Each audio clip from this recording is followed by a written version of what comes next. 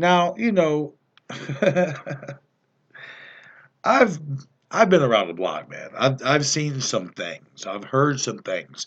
But this woman calling me on the 13th it just blew my mind because and I knew like she hit me up on Facebook because if you go to my Facebook, it says Tom Stokes, executive producer of Sports Plus Dallas.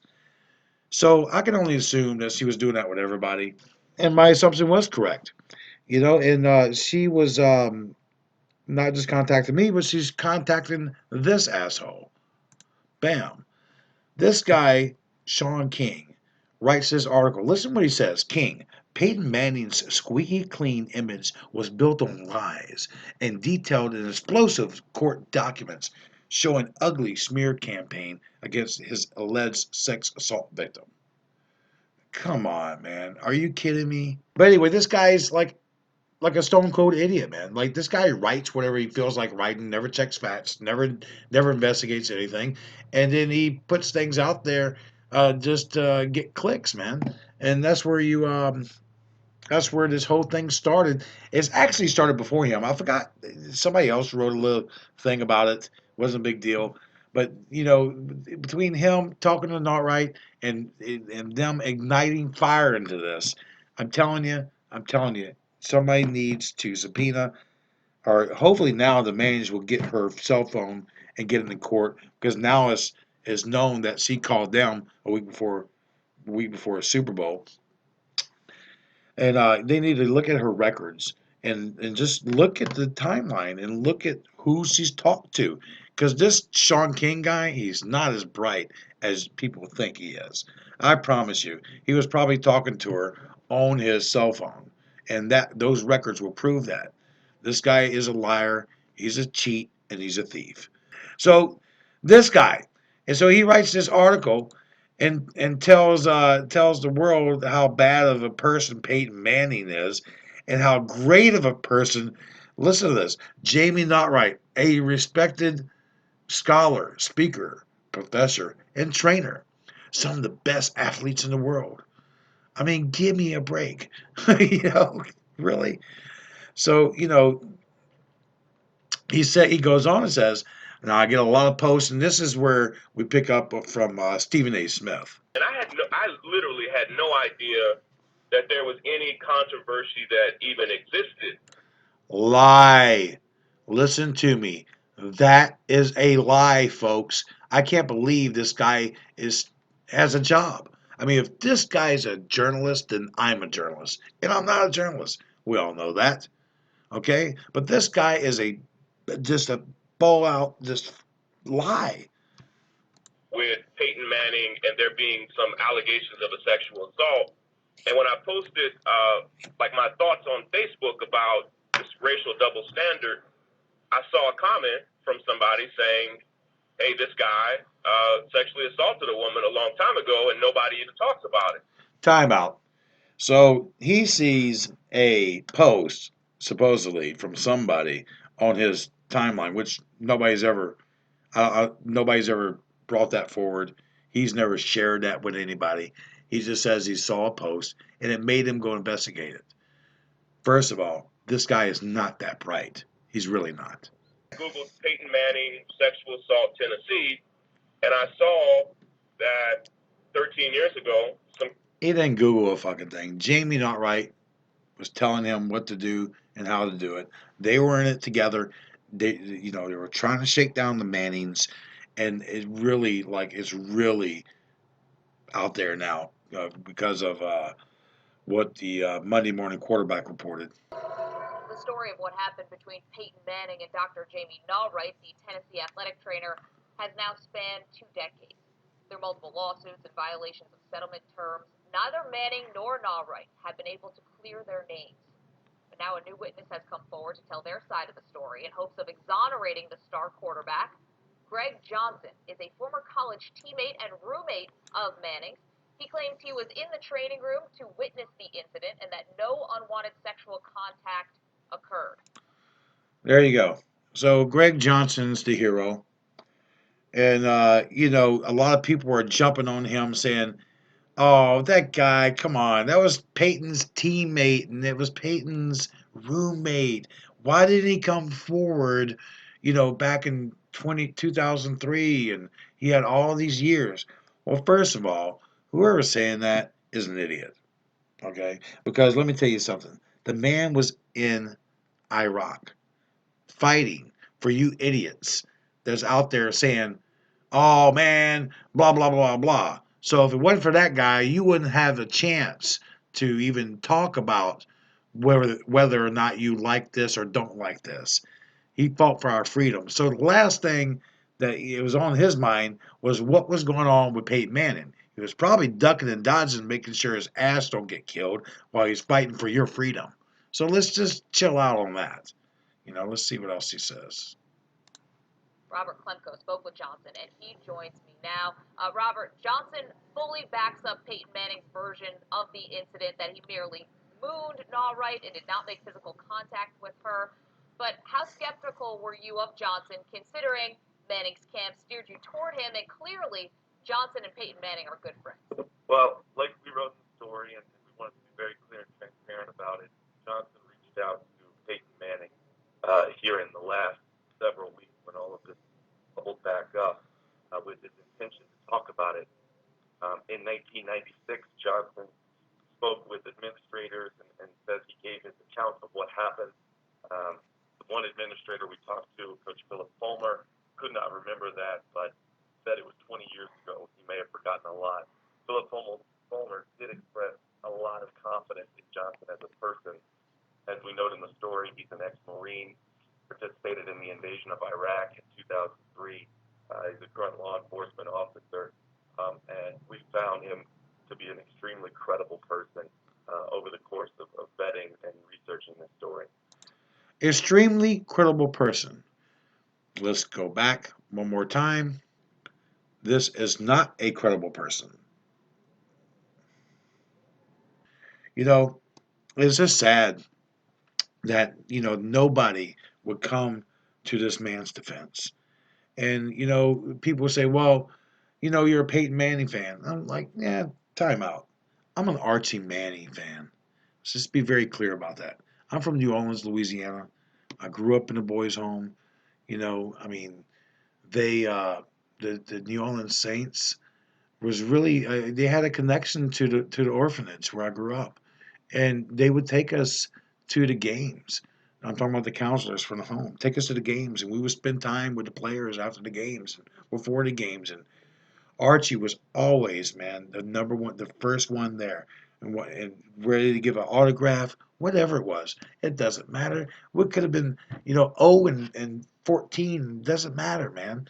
He would still take his time out and talk to us kids, and that meant a lot to me, especially no father, no mother, growing up in the orphanage, growing up in foster homes. That meant a lot to me. So when this came out, yeah, absolutely, I took it personally. And for those that care or don't care, yeah, I'm a fan of the Mannings. I have to. I'm from New Orleans. I seen what they did there during Katrina and how they helped us when the government couldn't even get a truck in to give us bottled water.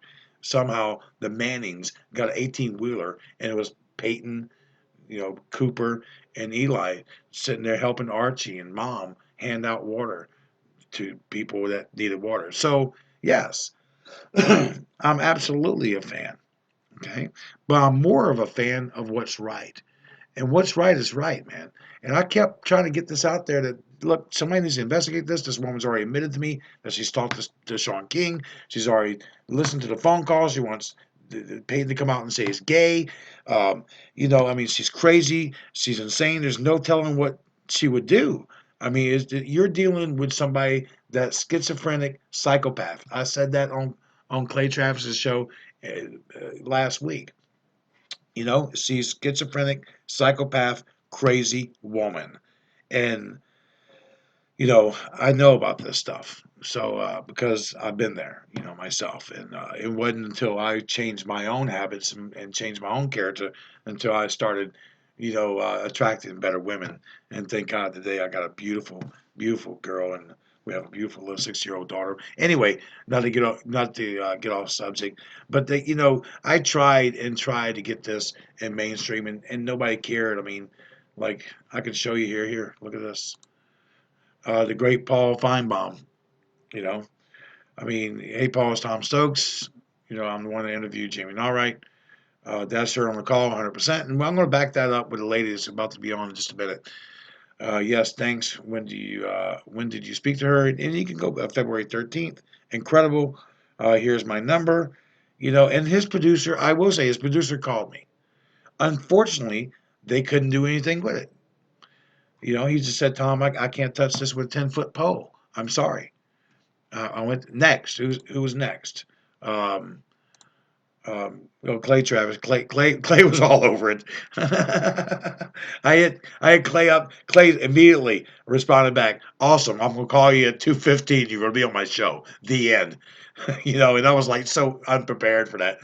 I'm the guy that's usually behind the mic, behind the camera. I'm not the guy in front of the TV. I'm the guy that produces the shows and connects the dots and makes things happen. And we need $100,000 to go do something. And I'm the guy that goes and raises that. And pro football, Mike, man, God bless Mike. He tried. He said, listen, blah blah blah blah. I need to authenticate it before we could touch that. How can we do that? And I mean, it wasn't like they weren't trying. It's just their hands were tied because they couldn't authenticate it. They said, but that still doesn't mean you can't talk about it. Just like Clay Travis, just like my boy Chuck. My boy Chuck over at the Daily Caller, Brandon over at BSN Denver, my boy Tom over at Chat Sports, and of course the great Clay Travis. He'll probably like that, the great Clay Travis. We all have one thing in common. We were trying to get this story out there. So instead of talking about Peyton Manning's career, what he's done, his highlights from Indianapolis coach in that Super Bowl to fighting his way to Denver, fighting through all the pain and all the suffering and all the stuff. Nobody's talking about that. Nobody's talking about what he's done as a quarterback. Everybody wants to talk about this crap. You know, will Peyton Manning retire? Will he not retire? How can a man really retire? I mean, he's got, if he retires, this is the way I look at it. If he retires now, some people might think he's retiring because of this stupid, crazy woman or this stupid allegations for the HGH stuff. I mean, it really sucks. It must really suck for him right now. So what does he do? I mean, I say he comes back, plays for another team, and maybe help the Dallas Cowboys win a Super Bowl. I don't know if that'll happen. Really, I don't know if he's going to play again. But I know that he deserves to be treated better on the way out.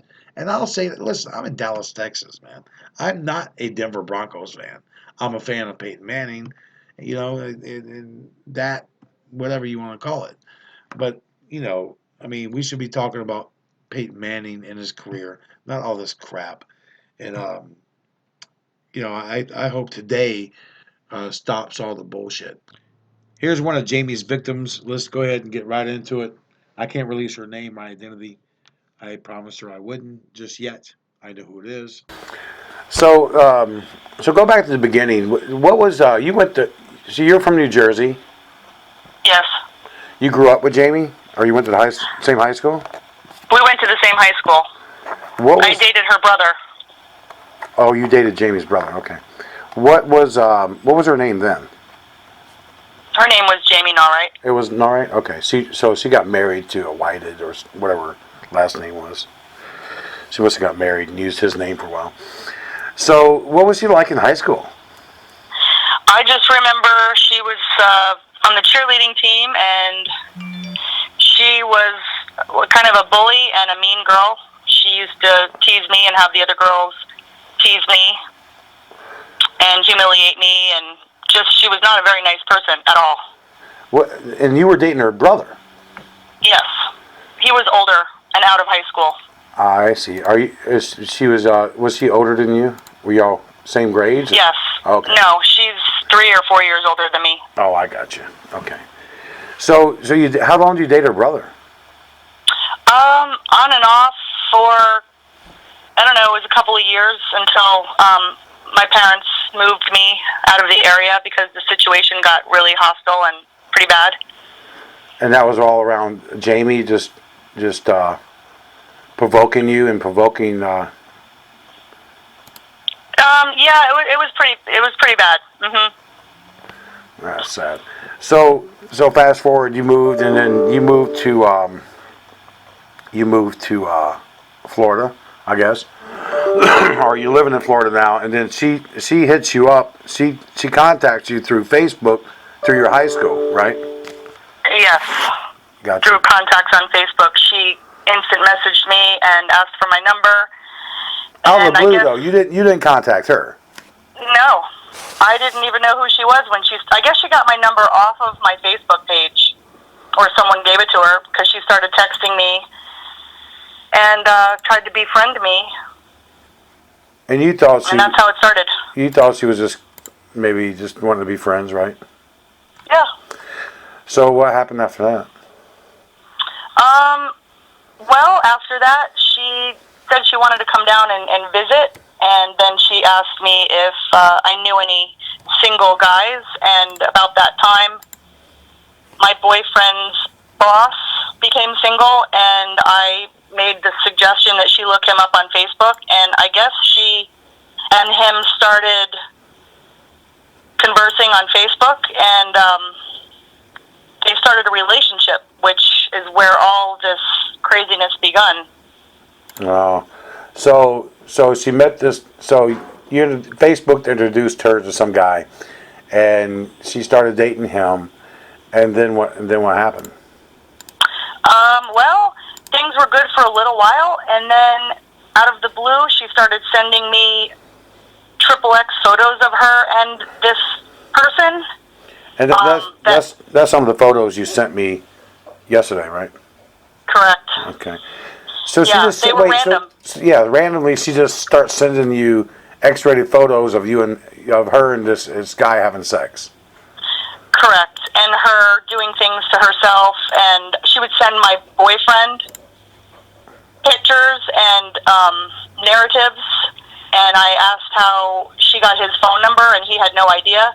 At the same time, this man's best friend in northern Florida started getting pictures and text messages, which was very disturbing to his wife, and they actually got so severe that the wife got involved and started contacting Jamie and telling her to stop taking the pictures and sending them to her husband, and that's when she started harassing her and calling her fat, and maybe her husband would have sex with her and not have phone sex with Jamie if she wasn't so fat. This poor woman has been through hell, and that's when my boyfriend told her to stop texting him, and she continued. She said, oh, you love it, you love it. This is the woman I talked to a few days ago that lost her job around this, right? Correct. Yeah. Yes, Jamie actually called her place of employment, and it happened to be at a police department. She was working as a 911 operator, and she called the 911 line and said that this woman had threatened her and all kinds of accusations, which led to her losing her job. Wow. That's crazy. So go back for a minute. So she contacted you on Facebook. Were y'all friendly? Did y'all guys hang out? Did you guys talk? Did she? No, she actually lives 5 hours away from me. That's crazy. Did she ever talk to you about the Peyton Manning case? Yeah, she sure did. What'd she say around that? She told me that she was sexually abused, and they did things in the locker room to her, and she was such a victim. All these football players, were, I don't know, trying to set her up for something, for her money. She kept saying everybody wants to extort money from her. Everybody. She's even accused me of extorting money from her, and this man that she's dating or was dating, or I don't know what their situation is now, but she's always said that Donna Karen has extorted money from her, Barbara Streisand. The list goes on and on of all these famous people that have singled her out and are extorting money from her. That's just crazy. Why would Barbara Streisand? Barbara Streisand is probably one of the richest actresses and stars in the world, but she. I can't see her. I don't know what the connection is between Barbara Streisand and Jamie Naughtright? I guess Jamie worked for a lot of wealthy people as their personal trainer or personal yoga instructor or whatever it is that she does. And so she goes and lives in their home with them for a period of time and gets to know their personal affairs. And that's when the trouble begins. I mean, I guess that's the same thing with Donna Karen. Karen, is it Donna Karen? Yes, Donna Karen. And Jamie accuses her daughter of ripping her off, and Donna being, I don't even know the details, but she is that the person she sued because she got hurt? I think so. I remember seeing something. She sued somebody else. This lady, Jamie, seems pretty sue happy. Yeah, she definitely is. She singles out the wealthy and the vulnerable. That's for sure. Did she ever go into detail around the case at Tennessee, like what happened, and was she ever? Let me ask you: did she ever admit to you at all that she was actually seeing Peyton at the time, or no? It was just a train. No, she said they had a friendship relationship. You know, they hung out and they were friends, and that they would just. Oh, they did, but they did hang out. That's what she, implied to me. Huh? Was she ever dating any of the students up there? She told me she slept with almost all of them. I mean, she had them over at her house on many occasions, different men, and she would train them, and then they would have sex. Wow. That's crazy. Yeah, I'm not really up on football, so all of the names that she would tell me didn't mean anything to me at the time. Right, I understand. But Peyton Manning really, it stood out. And she said all of them were gay. All of them sucked, what? Well, that seems her M.O. Like, if she don't like somebody, she calls them gay and they're cocksuckers. Right. Well, she actually singled out a friend of ours on Facebook that lived in our hometown, and he is homosexual. And she told him out of the blue that I hate gay people. And this poor guy called me crying. Why would I not like him because he's gay? And I mean, she's just bizarre. She's odd. She's bizarre. She's malicious. I think she suffers from schizophrenic. Well, I mean, that's got to be the case. I mean, something's got to be there. But from what I understand, I talked to a couple other people about this that knows her. I mean, she's an alcoholic. And when you got an alcoholic that's very active like that, I mean, I understand. I mean, I've been clean and sober. This past January will be 26 years. You got somebody running rampant on untreated alcoholism, and untreated alcoholism can be very, very bad. If anybody's out there listening, I've been clean and sober for a long time, and I did it through a 12-step program. And it doesn't mean I'm perfect, but you got to get some help. And it sounds like she needs some serious help. I mean, I'm not trying to break down Jamie. I'm not trying to get her. I'm not trying to do anything other than point out the fact that we're dealing with a woman here that her disease has progressively gotten worse over the years. It started very, very young. And this person on the phone, we don't want to release her identity yet, and her and I have signed an agreement that we're not going to do that just yet, and maybe that'll come later if we need to be, and before she even turned over the documents and the X-rated pictures and all that stuff, we got a complete agreement in place that we're not going to disclose, and we're just going to keep you anonymous, okay? Thank you. and because she's in fear of Jamie and what Jamie is capable of doing, she's seen it. She's seen the wrath of Jamie from. Good God! So, what year was that in high school? What year was that? That was about 1984. Yeah, so from 84 to 2016. That's a long time. I know you've had a gap there when you didn't see her for a long time. But let me ask you this: so from the time she was in high school to the time now, I mean, she seems like she's gotten worse, right? I haven't seen her since about 1986, and then all of a sudden she singled me out, and quickly after the relationship started, she became very, I don't know what the word is, but she basically tried to destroy my life. Personal things about myself she was posting on Facebook, and the story would change each and every day, and I was having friends from Facebook from our hometown in New Jersey inboxing me and telling me and sending pictures of everything that she posted, because I've deleted her as a friend off of Facebook, and These things were horrible. There were pictures of me that she actually was able to hack into accounts, and she posted pictures of me, and she put a story underneath it that she made up, some horrible, horrible things about my daughter, my 12-year-old daughter. Wow. It got really, really bad, and I had to call the police, and it's considered cyberbullying, and this woman she's just vicious, and she wanted to destroy my life. She was sending my boyfriend nasty messages that I was having sex with her brother still in New Jersey, and she had videos, and I mean, just crazy stuff. Listen, that we drugged her. That you drugged her? That we drugged her, that all of us were in cahoots. We drugged her, we raped her, we tried to extort her money. I mean, crazy stuff. Yeah. Yeah, that's crazy, man. I mean, when I talked to her the few times I did, she always seemed a little psycho. And and a lot of people, claim that's, how do we know that's really her? The only thing I can say is wait, and if it goes to court or if it or we can get a court order, get the phone number, track the towers, ping the towers, however they do that. But that was Jamie Naughtright. You heard the phone call that I had with her. What do you think? You think that's her? There was no doubt that was her. I've had many conversations with her this past year. That was Jamie, and she's got that crazy little psycho laugh that she gets going on, and it's almost like her other personality comes out when she has that laugh. Yeah, it's just disturbing.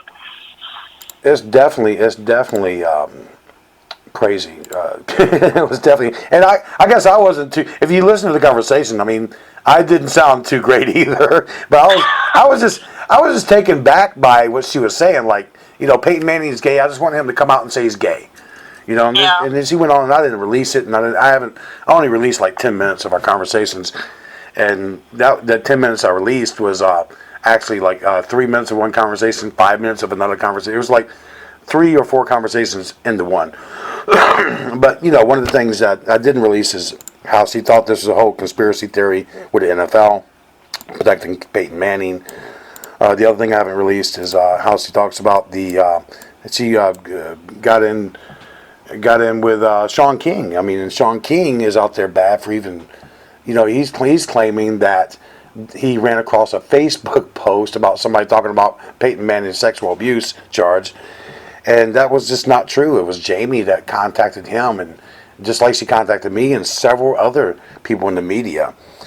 So I mean, there's a lot of stuff going on there, and just amazes me that nobody in the mainstream media is really reporting on this. Like they reported the side of Peyton is a bad guy, and they painted him as this fall from grace kind of athlete, and how bad it is. And look at what he did to this woman's career. And that's simply just not the truth. The truth is this woman probably suffers from alcoholism, has some mental issues, and it's very well documented, not just from you, from high school moving forward, but there's police reports out there. She contacted the police stating that that her ex-boss has a website up there of X-rated pictures and all kinds of stuff, and the police finally said, hey, look, don't call us again, or we're going to press charges on you, because they couldn't find any of the claims that she was claiming was happening to her. So I mean, I believe your story, because I've been investigating this now for over a week, and I've gotten a little bit too obsessed with it, because I've talked to a lot of people from the media to victims like you, and you're a victim. I mean, actually. So I mean, we're on the phone with if you're just tuning in, you're just getting in here, with a victim of Jamie Naughtright, and I promised her we wouldn't disclose her identity, so we're just calling her Anonymous. I call her Anonymous 3, because she's one of 5 anonymous people I've talked to, and she's just in fear of her life, that Jamie could do something crazy if she found out that she's talking to me and talking about this whole case, and talking about what she did to our anonymous number 3 here, and it's just I feel bad for you. I feel bad for your family. There's sounds like a lot of hurt, a lot of things went on there, and I'm sure that didn't help when you said the police were involved, and it was cyberbullying. But was there charges pressed, or could they press charges, or what happened with that? No, they said that it would be difficult to press charges because it was mostly done on the internet. It was Facebook. Facebook would take most of the posts down. There was a few photos that she put up of me that were public records, so Facebook left them there just for me to be humiliated about, a little longer. Right. And my family and my church family, my daughter's parents, the friends' parents, my professional life was destroyed because of this. She went, worldwide with these photos and with these accusations that were not true. I mean, she took something that was true from my past and changed it around to make it really heinous. And I find it ironic that Jamie's doing this when she's sitting there claiming that, that's all Peyton's done his whole life is destroy her career. I mean, it's just amazing to me, and thank you for talking to me, because it sheds a whole different light on this whole thing, because she is not that person that everybody thinks she is, really, and that's very sad. But and what's even worse is now you got Peyton again involved in it, and you go back to the lawsuit that she filed against him for defamation of character, which he did settle, and he did talk about. He didn't name her in the book, but he did talk about her. But it's even deeper than that. This case has gotten so complicated. Now with all the issues up there, there's a lot of problems you don't probably know. There's a lot of problems in Tennessee. But I'll tell you what, there was 33 cases within like a 3 or 4 year span when Jamie worked there that she complained about student athletes sexually harassing her. And they did do an investigation. And they said that, all but 3 of them was accurate, and Peyton's was not one of them. It was more horseplay than anything.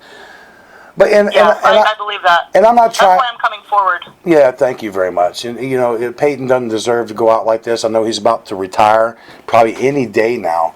You don't want.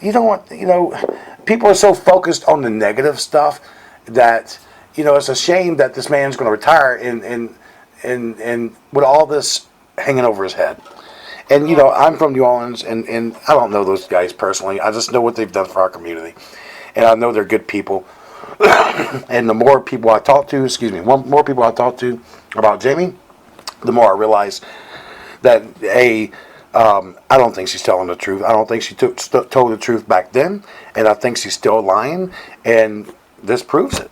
And there's too much evidence here, too much damning evidence to put any kind of stock value on what she has to say. I mean, Shaun King says that she's a woman of integrity, and Peyton and Archie wronged her and ruined her life and career.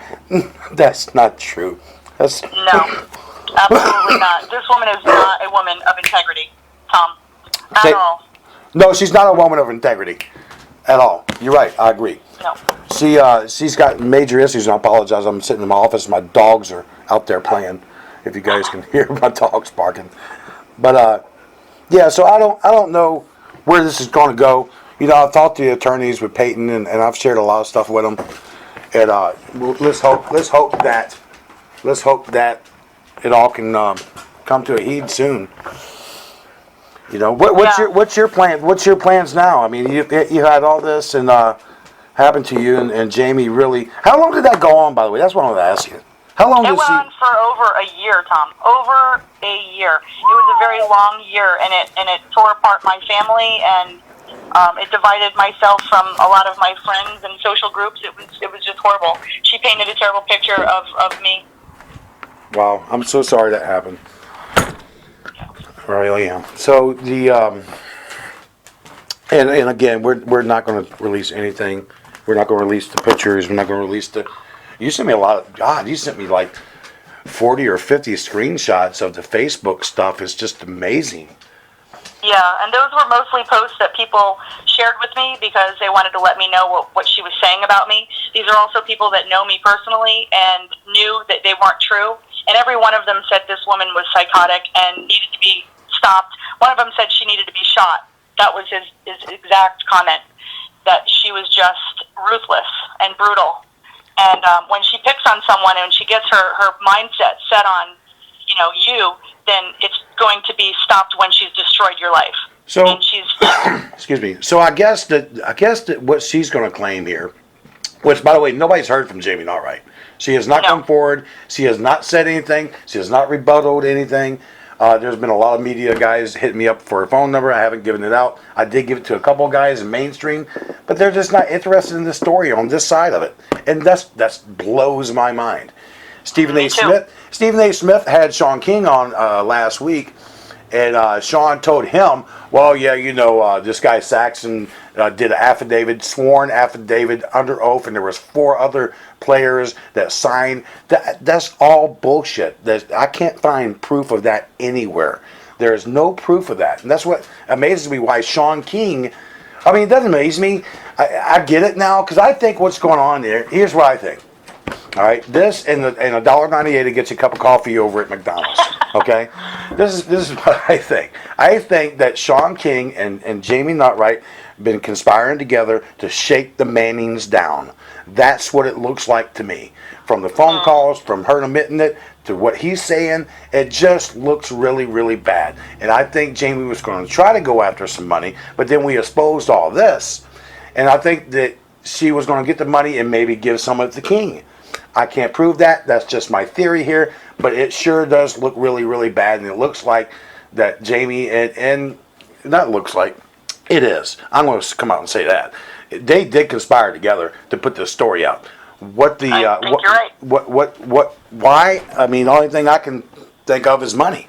I mean, there's only one reason. It certainly wasn't because of any kind of moral obligation that Shaun King has to the press or the public. That wasn't the case at all. Because everything in this, he stretched the whole case so completely out of proportion. And then he works for the Daily News. And I keep getting there's nothing New York Post. He works for the Daily News. And I did some investigating there. And the Daily News is so financial, like they got so many financial problems, it's not even funny. Here's the other thing. Shaun King worked for another employer, and we talked to one of his coworkers, and he is very well documented at his other company, at his old job, that he was never a guy that ever checked facts. He just told what he wanted to say, and and half of it was bullshit.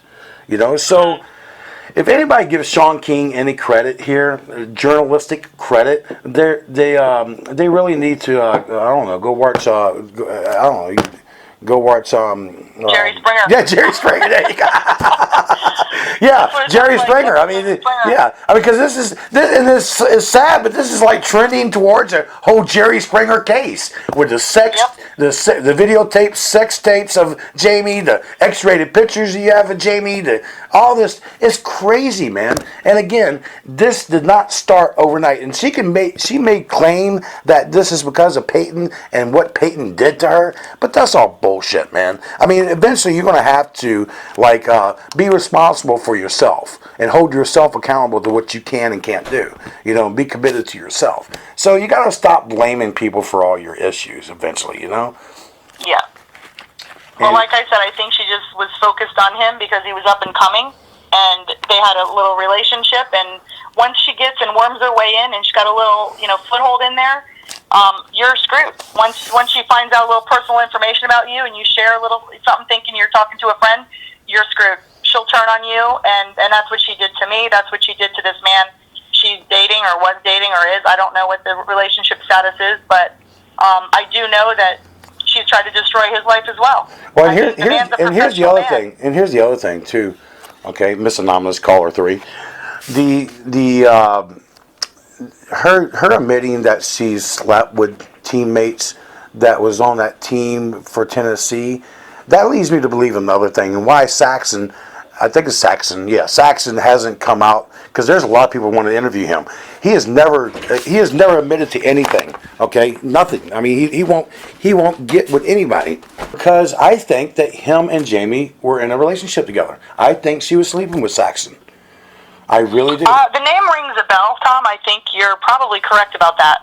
I do remember something as you're speaking that she shared with me about that. Yeah, so I really and I can't prove that. That's not again $1.98 and go to McDonald's. Boy, we're plugging McDonald's here. They need to send me some money. Get you a cup of coffee, but the bottom line is I think it's just a big conspiracy to shake the Mannings down for more money, and that's sad. And it's sad what she did to you and your family. I'm sorry you got in the wrath of that. And you're not. I'm going to tell you now. You're not alone. I've talked to a couple other women. I've talked to another man. Jamie is on a path of destruction, self-destruction. And now we know that she was. Clay Travis came out and said Naughtright's in bankruptcy or close to losing her house or something. You know anything about her losing her house? Yes, I was just told that her house is in foreclosure because what I understand is she paid cash for the house after the settlement. She paid cash for her car, and I guess the homeowner dues weren't paid, and so they took possession or some. I don't know. She was served foreclosure papers. That's what I've just heard, and it was from a very reliable source. Right on. Well, look, thanks for talking to me, and again, we're not going to release your identity until you're ready to do that and deal with that. Okay. All right. And thank you. All right. Thank you for the pictures. I'm like, oh man, I didn't want to. That was just not a sight I wanted to see yesterday. But well, my question to you is, the woman has been in all kinds of positions physically, during her sexual acts that she wanted to share with the public. Here, me, my boyfriend, his boss, his best friend, and she's on disability for being injured. Like, I don't understand how she can. Oh, that's a really good twist point. And turn, Yeah, like in that kind of position. Yeah, she sued that last whoever that was. I can't remember who it was she sued, and she stated that it crippled her for life or something to where she couldn't work anymore. So she's on disability, but she's not disabled when it comes to getting laid. Yeah, she's doing backflips in the bedroom. Looks like. Yeah, I mean, some of those pictures and videos are way out there, man. So that's a really good point. Anyway, so look, thank you for calling. Is there anything else you want to add or talk about? Nope. Right. That's good. We're good here. Thank you. All right, thank you, hon. I'll talk to you later. Okay. Bye. Hey, I'm just stopping recording. Okay.